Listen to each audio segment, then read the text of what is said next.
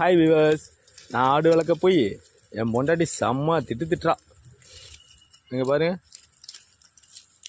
சாயங்காலம் ஆச்சுன்னு வச்சுங்களேன், கொஞ்சம் நேரம் காலாரம் பற்றிட்டு வர வேண்டியதாக இருக்குது. ஒரு மரம் இல்லை, எல்லாத்துலேயும் தலை வெட்டி விட்டேன். அவள் திட்டுறா, இருந்த மரத்தை ஃபுல்லாக காலி பண்ணிட்டேன், எதுக்கு ஆடு வளர்க்குறேன்னு சொல்லி என் முன்னாடி திட்டிகிட்டு இருக்கிறான். வெளியில் இருந்த மரம் ஃபுல்லாக வேப்ப மரத்தை, மாமரம், முருங்கை மரம், எல்லா மரமும் காலி பண்ணிட்டாங்க. எப்படி பேலன்ஸ் பண்ண போகிறோன்னு தெரில.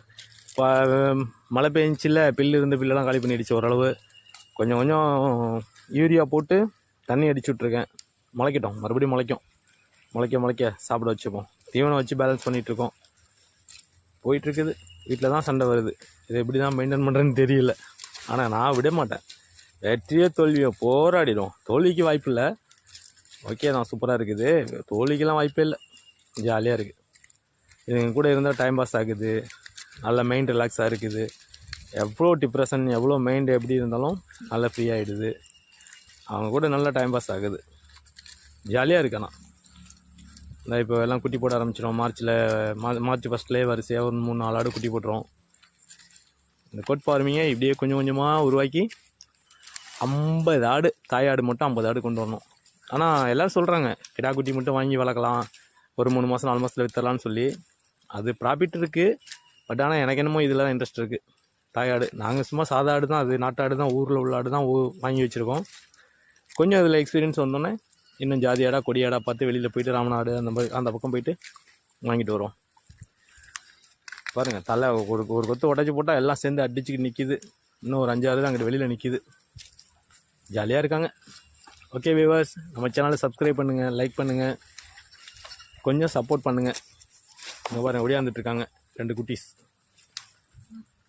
சாப்பிடுங்க, சண்டை போட்டு தான் சாப்பிடுங்க. நம்ம ஆட்டுக்குட்டிக்காக ஒரு சேனல், அது நம்ம சேனல் தான் போயிட்டுருக்கு. மரம் ஃபுல்லாக காலி பண்ணிட்டாங்க. நீங்கள் பாருங்கள், முருங்கை மரம்லாம் ஃபுல்லாக, அங்கெல்லாம் முருங்கை மரம், அங்கே பாருங்கள் முருங்கை மரம், தேக்க மரம் எல்லாத்தையும் உடச்சி போட்டேன். தேக்கந்தலையெல்லாம் சாப்பிடுது நம்ம மாடு.